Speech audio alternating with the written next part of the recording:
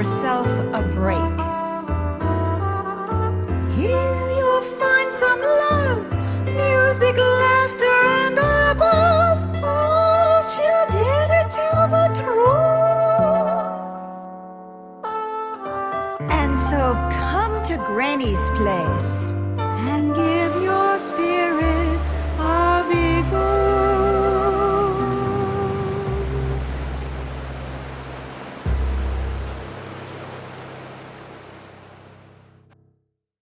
Welcome to Granny's Place, a haven for love, entertainment, and uncommon sense, where Granny Beth offers commentary, answers your personal questions, and plays the piano, all with a twinkle in her eye, love in her heart, a delightful sense of humor, amazing insight, and a gorgeous grand piano. Granny is also known as Beth Green, commentator, improvisational pianist, intuitively guided counselor, longtime social activist, author of 6 books and 4 music CDs of original music, and founder of theinnerrevolution.org. And she's here for us every Wednesday starting at 6:30 p.m. Pacific. And so now, without further ado, here's Granny. Welcome, everybody, to Granny's Place tonight. Very glad to have you here. Truly, you are the lifeblood of our show. Without you, what would be the point? Really? So we want to thank you for your support, and we want to encourage you to continue supporting us. And how you can do that is send us questions, and Madam Mazurka is you ready to come on at any moment to answer your questions. And all you have to do is go to the post and click right away. You see a link that says to send your questions. So send your questions in. You can be anonymous or not anonymous. And we also rely on you to let people know about Granny's Place, to share it live, to share it whenever. Comment, talk to me. Be a part of this community. Thank you so much. Yeah, thank you, Granny. So, do you have any commentary for us I this certainly week? do. Well, I've been thinking a lot, of course. I actually think in advance about the general topic. I don't prepare what I'm going to say exactly, but I keep asking myself, how are we going to build a better world? And that's the series that I'm on now. Yes. And last time we talked about that we have to be willing to admit that there's something wrong in order to change it. And we also saw that there was a lot of resistance to change, which is why we wouldn't admit that there is anything wrong. You know, we want to do it the way it's been done. We feel safe, blah, blah, blah, blah, blah. And of course, the big story of the day is the environment. I mean, that is the big picture story of the fact that we are destroying the entire planet as well as ourselves. But, you know, a minor detail. Right, when you compare it to other much more important things, like what would be much like more Donald Trump's important? hair, for example. Well, or ours. Come on, let's get real. Our hair, my hair is more important to me than global warming, right? Unless I'm the one whose house is devastated, right? Then all of a sudden global warming becomes very important. It's very scary, and insurance companies go out of business, and well. But who cares? That's in California, right? So that it's all over the world. So this is what I'm saying. But anyway, so we started talking about, how we have to be willing to admit that there is something wrong. And today, on today's show, I want to talk about what is wrong. Yeah, inquiring minds want to know. People don't want to hear about what's wrong. I don't even like it. Okay, shut that off. That is so it's well, we all have a sense that something is wrong, so maybe specifically we can address something. But do we have any sense? So anyway, I'm going to try to talk about what's wrong without bumming you out so you actually listen. But you may be surprised what I have to say. So we're not just talking about global warming here. We are talking about building a new world. What's wrong with the world that we have? And this is what I was thinking about this very week. You know, you see all these happy Christmas stories. People are giving and are kind, and then you have pictures of dogs that are making people happy. And everybody loves them, and then there's the rabbits and all of that. And so you see this incredible drive for love, right? People respond to that. You put a little kitty on YouTube, and there's millions of views. I would like to have millions of views. Did you hear that? I'd like to have millions of views, or thousands, or Yeah. hundreds of thousands. But anyway, I have to turn myself into a kitten first, and then I have to fall into the toilet. And then the fact that the planet is in the toilet is not enough of a reason to listen to Granny Beth. Certainly not. So anyway, babble, babble, what I'm saying is that we see that people respond dramatically to love. And yet we Yes. also see that people respond a lot to fear, Yes, that's true. anger, and hatred. So, how do we reconcile those things? You know, you can look at a guy. I mean, I used to notice this because I was married at one time to a truck driver. And I kind of hung around a little bit with truck drivers. You know, and I see these big burly guys, you know, with tattoos everywhere, walking around with a teensy beansy doggy in their pocket, you know. And they look tough on the outside, and they want to look tough, but they're walking around with their little poopsie that they're carrying around. Why is that? Because they need love. Everybody needs love. I can't say that everybody needs love, because there are people who are unusual for biochemical reasons, or they've been traumatized or whatever. But most of us do respond to love. That includes the people in the Alzheimer's units and, you know, people in prisons who are given an opportunity. So why is it that we seem to be so love, hate, love, hate? Well, I am thinking that the real issue is we all know what's wrong with society. There isn't enough love. We know this. I'm going to tell you something that I'm making up out of my own head, but I believe that it's true. Oh. I believe that the fundamental problem in our world is the lack of connection, that we don't feel connected to ourselves, we don't feel connected to other people, we don't feel connected to the earth, to the animals, and we choose like, oh, I'm connected to this. Did you see this? I'm connected to this, but I'm not connected to that. And yet the fact is we are all connected. So we need a more loving world, because we can't live without that, and we all need that desperately. And if we don't have that, we're stressed. You know, if I lose my income, everything goes to pot. I don't mean, you know, that kind of pot. I mean, it goes, I don't know what going to pot means. Anyway, it goes into a pot. Anyway,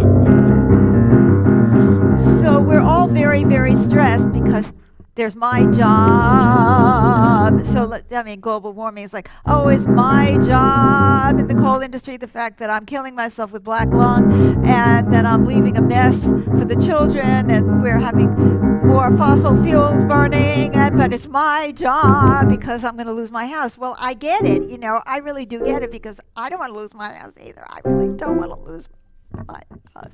I don't want to lose my piano. I don't want to lose anything. So naturally, so here we are, and we feel the necessity to fight for what's ours, that we love personally, and that supports us, or we think supports us. Sometimes it really doesn't even support us. So that creates competition, right? So we have a very competitive world, because life is a struggle, right? And if you lose, it's over. It's curtains. You know, if the saber-toothed tiger gets you before you get it, you're dead. It's over. And if you don't get that job, your income could be over, and your marriage could be over, and your children could hate you forever because you can't send them to camp. And the phone company won't like you either, because you've stiffed them and you've left them a bill. So, I mean, it's not easy when you don't have money, which is what makes us go, so then we become frightened. And I mean, it makes us afraid of getting sick. Oh no, I'm not sick. Right? And many people don't have adequate health insurance, or any health insurance. And I don't have to tell you what's been going on in our world, that the safety net gets more and more shrunk, because the billionaires need more and more profit so they can reinvest in their offshore accounts. and in their mansions and so on. So, anyway, I mean, that is obviously also going on, but there's something more fundamental going on, which is that we feel the need to compete all the time. Compete for the best healthcare for us, us. Compete for our children to get into the best schools that we can. Sometimes we're just competing for survival. Like, oh, it doesn't matter if I cheat or lie to the government because I need more money because I can't live on this pittance that they're giving me. Or, we lie about whatever it is to get our needs met. And we're so stressed out and we feel unsupported in general. So, therefore, we are competitive. Competitive. I gotta do this. I gotta be the best. Oh yes. If I don't, I'm gonna lose the Olympics. Oh God, then I won't have a gold medal. I may have broken my legs, but I have a gold medal. Anyway, you get what my point is. We feel like we must compete. And what happens to love when you're competing? It's gone. Gone. So.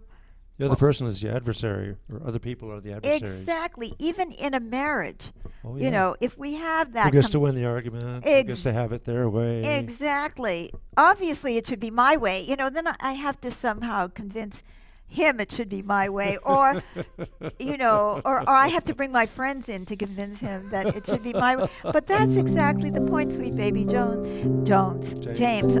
Nothing wrong with me today or ever, right? I'm not getting old. No, not Mr. at all. Jones, man in the street.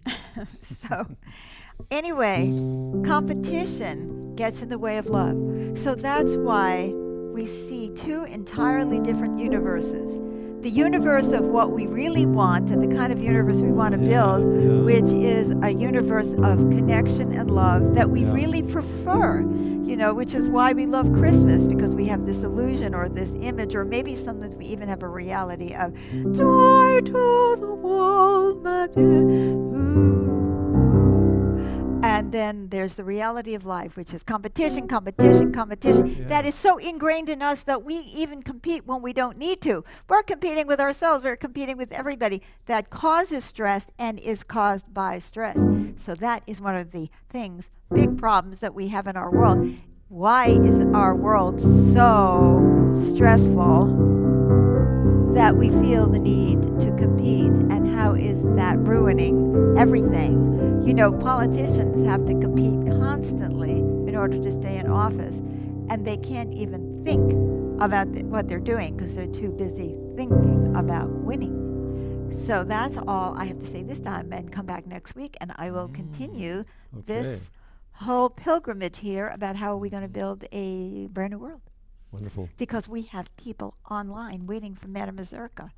Yes, as a matter of fact, we now have a question from Anonymous for Madame Mazurka. So, Madame Mazurka, are you there? I can see perfectly well, darling. It's only Beth who can't see. Maybe this isn't going to work. Well, those of you who would like to see Madame. Well, I can try this again. The veiled mystery woman. She can never get this straight. It's because of the headset. How's that? Half a face is better than none. Okay, darling. So, would you please introduce me, Val? Yes, I could introduce her. Okay. Madame Mazurka comes through whenever she's called in. When she demands to be here. When she demands to be here. She's a dead Transylvanian psychic. She is. And this just brings a whole nother perspective from what Beth might offer, Granny Beth might offer. And so, without further ado, here she is, Madame Mazurka. Hello, darlings. Hello, darlings. My fans are growing. I have questions. So the questions that you used to send to Granny Rocks are mostly coming to Madame Mazurka. If you don't say Dear Beth or Dear Granny, they're coming to me. So, okay. Yes, she's already pushed out a lot of the time, so I don't have that much time. So let's get going on my part. Okay, then. From Anonymous. Hi, Madame Mazurka. Today, a lady blocked me while I was parking my car. She Oh, blocked the me in. nerve. She approached me and told me I took her spot. Well, just first of all, I need to say it's much better off when you're not driving a car. I mean, when you're dead, you don't have these parking space problems at all. So that's some reassurance that I can give you, that if you just live long enough, you'll never have this problem again. Okay, then. She approached me and told me I took her spot. It was a public lot with no reserved spaces. I was overcome by an extreme feeling of fear. I quickly escalated by yelling at her that she couldn't park there. As she tried to calm me down, I yelled at her to stop looking at me and covered my head with the jacket I was wearing. Yikes. I'm not sure if it's my emotions or someone else's emotion that I'm feeling. What can I do to tell whose emotions I'm feeling so I won't have these extreme reactions? And P.S., this is not the first time I've felt these extreme, unexplained emotions that come on quickly. Well, darling, you've got a big problem there that I can understand, because I've seen the peoples when they're driving and there's a parking space. So somebody gets an idea, this is mine, and then they're competing, just what I was talking, right? Yeah. Suddenly it's a competition. And not only are you competing over that parking space, but you're competing over your miserable life. It's like that the feeling that, oh, I'm tired of being pushed around. I don't want to be pushed around anymore, and I need to have power. And this, God damn it, this is my parking space. Do or die. In fact, people have died for less, right? No joke. So it seems that what happens is that she got mad, right? First. Yeah. So now you're asking, what's your feelings, what's her feelings? So let's say she gets mad first because you are in her, what she has declared is her spot. Now, hasn't that ever happened to you, that you've been sitting there waiting for a spot and somebody comes, woo, and they take your spot? Yeah. Well, you think that you have claimed that spot. They didn't even see you because they're too busy thinking about their love affair and how they're going to hide it from their husband. So this is what happens. People are not always conscious. People don't look and say, oh, is there somebody else waiting for this space? No, I want this space, and I'm not even thinking. So she gets mad first. Now, when she gets mad, I think what happens with you is that you get scared because she's gotten mad. So now you have two choices. When you're scared, you can be mouse or you can be lion, right? Mm-hmm. Yeah. Now, in this case, you got lion. You're very angry, and yes, you're feeling her anger, which you are also reflecting, but you're also feeling your fear of her anger, and so you start to defend yourself. Now, why I think it's both feelings, the fear and the anger, darling, is that you said that you were hiding in your jacket. Didn't you say Yeah, that? that's right. She pulled her jacket over her head. Is it a she? We don't know that. I'm not sure. Actually. Person pulls jacket overhead. That is not usually an aggressive stance. That is what you do when you're scared. And you want to disappear, and nobody can hurt you because they can't see you anymore. Because as we know, when you put a jacket over your head, you disappear completely. Like an ostrich. Like a cartoon character, you know. So now you're now feeling a combination of fear and anger. But the anger now you started feeling her anger, but then you started to feel fear, and then what sounds like you're angry and you're screaming is your desperate effort to survive what you feel as a very frightening, abusive situation. So you get it? So first we have her anger, then you have your fear, then you try to fight back. And by this time, you're mostly feeling your own feelings and not so much hers anymore. Now, what I got to say to you is this is very trembleful situation, that if this happens to you frequently, you've got fear is out of control for you. And I think you have to say that, yes, she may have been angry and she then got fearful of you. Oh, I forgot that one part, because when you started yelling at her, she's trying to calm you down, because now she says, oh my God, I made a mistake. I thought that I was dealing with a sane person. Now I'm dealing with a crazy lady. So she becomes afraid of you. Very important. So we got, first she is angry. Then you get fearful. So then you get violent verbally. I don't mean you're violent, darling. Then she gets fearful. Now you're feeling her fear, her anger, your fear, your anger. It all escalates. So, but you're mostly by this time, involved with yourself, but you are also feeling her fear. And then on top of all of this, you're looking at yourself and saying, this is out of control. What am I doing here? So now you're not only fearful of her, but you're fearful of you. Well, that's a lot going on in 2 minutes, right? Yeah. So I have compassion for you, because that's very stressful for you, darling. And so obviously what you've got to do is you have to say, this space is not mine. Is it really worthwhile for me to have a conniption fit over this thing? Is conniption fit word in English? Yeah, that's a word. Okay. Or is I don't want to start this, because this is a stimulus for you. You see that Beth, she wrote this book, Living with Reality. It's free download on the internet on theinnerrevolution.org. And she's talking about stimulus, reaction, response. So your stimulus was that she was asserting herself against you.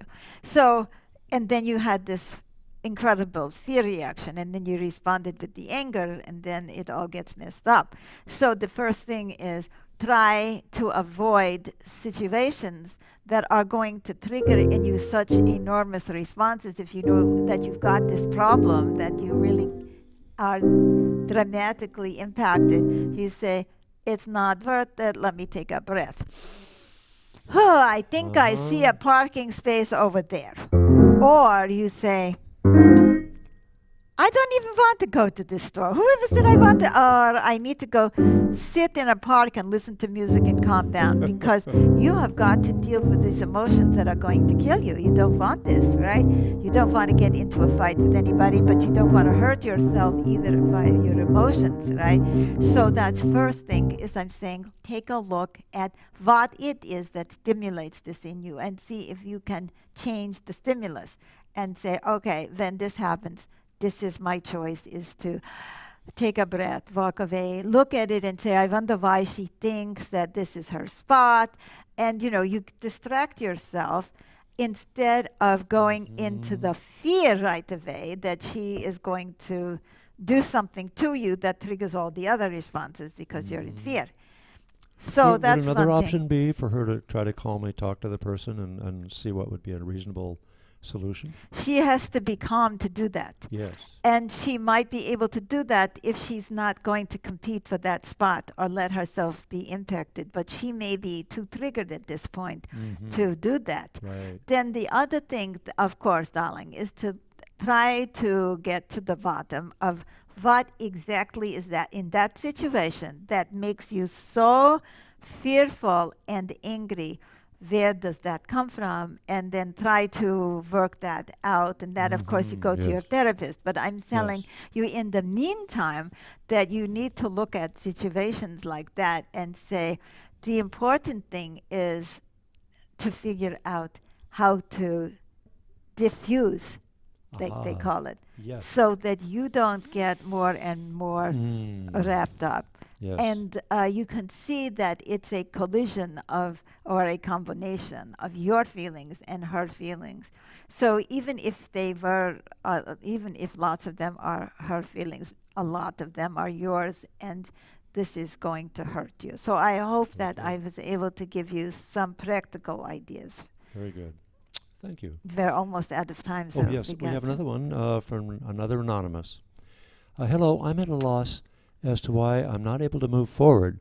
I set a goal of renewing my massage therapy license, though the deadline I set has passed, and I still haven't set another deadline for this.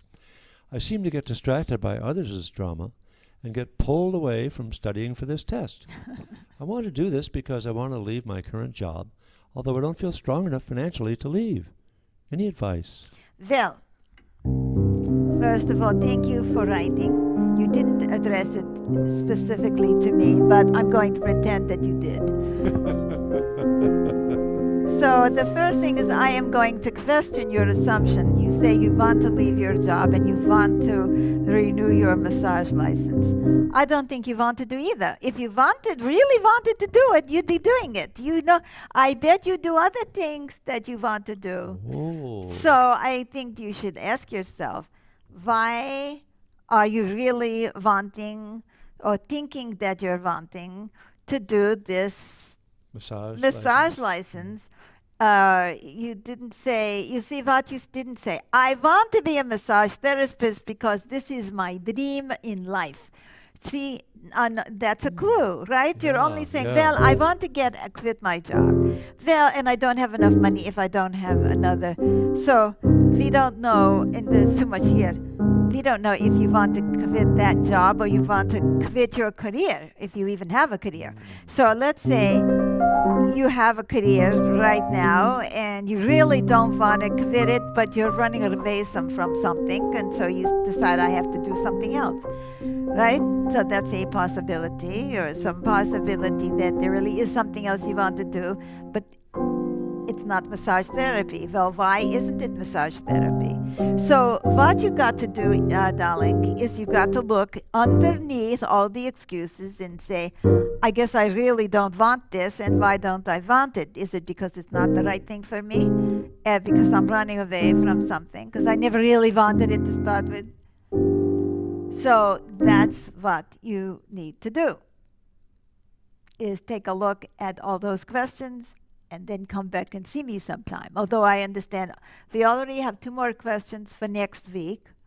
And then after that, I'm a free slate. You can ask, yeah. So you get your questions in now, because the sooner you get in your question, the sooner I will answer, because I answered the questions in the order in which they come, because that's what Beth tells me is the right thing to do on the earth. Yeah. So that's it. Okay, then. Now we're going to bring Granny Beth back. Yes, so join us. I hope you enjoyed having Madame Mazurka on the show. So I want to invite you to come to Granny's Kitchen. Tell us about Granny's Kitchen. 15 minutes after this live show, we get together and we talk about the topics, the questions, and everything. And I have decided to take a more proactive role and really help people more in Granny's Kitchen. It's a video, and it worked beautifully last time. So I invite you to join us this time. So it's a video conference, and we're all live, and we're all talking to each other, but you can join us by phone if you have no other choice, or you can join us by computer, and you can be, no face or with a face or whatever it is. So join us in Granny's Kitchen. And tell your friends about Granny's Place, because we need your support if we are going to thrive and grow and be useful to, the most important thing is, are we useful to people? So if you think that the messages that you're hearing here are something that could help other people, don't be scared, don't be timid, don't hesitate. Connect to the fact that we do need more love on the planet and more awareness, and Granny's Place is one of the places that people can get that, and you can just share this. Or you can have little parties where people come to your house and you can watch Granny's Place together, or even Granny's Kitchen, though that might be a little late because that's at 7:15 Pacific time. So there's lots of ways that you can participate, and we'd love that, wouldn't we? We would. And Madame Mazurka wants it desperately, because she only comes out once a week. The rest of the time she's in her grave. She comes out once a week to answer questions. So she really wants the show to thrive and to continue. Very good. Thank So you. I think that's it So for that's it for today. now. Okay. So Well, thank you so much. Yeah, And thanks we'll for see coming. you either in Granny's Kitchen in a few minutes, mhm. or we'll see you at Granny's Place next week. And Mhm. please leave your comments, even if it's after the live show. Yes. See you next week. Okay. Bye-bye. Bye-bye for now.